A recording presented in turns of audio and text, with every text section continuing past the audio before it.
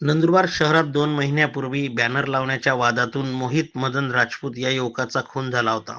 या प्रकरणी खुनातील आरोपींना शिक्षा व्हावी यासाठी राजपूत कुटुंबियांनी वेळोवेळी प्रशासनाला निवेदन दिले होते.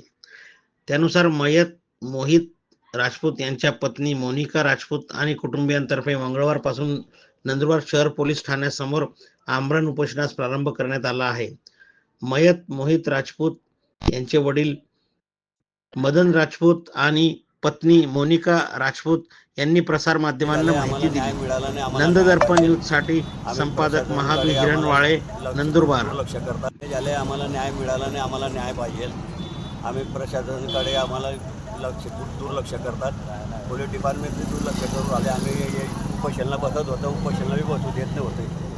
आता आम्ही म्हटलं आम्हाला उपोषणाला बसायचे, आम्हाला न्याय पाहिजे, न्याय पाहिजे.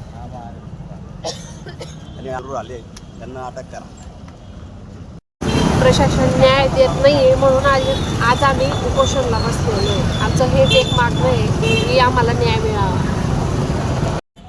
हा निर्दोष व्यक्तीच्या खून झाला प्रकरणामध्ये त्याला न्याय मिळण्याबाबत प्रशासनाने योग्य ती कारवाई करावी आणि न्याय मिळवून द्यावे, ही जी आमची मागणी आहे. बाकी दुसरं काही नाही. त्याच्या परिवार आज उघड्यावर येऊन बसलेला आहे, तरीसुद्धा त्यांना न्याय मिळत नाही.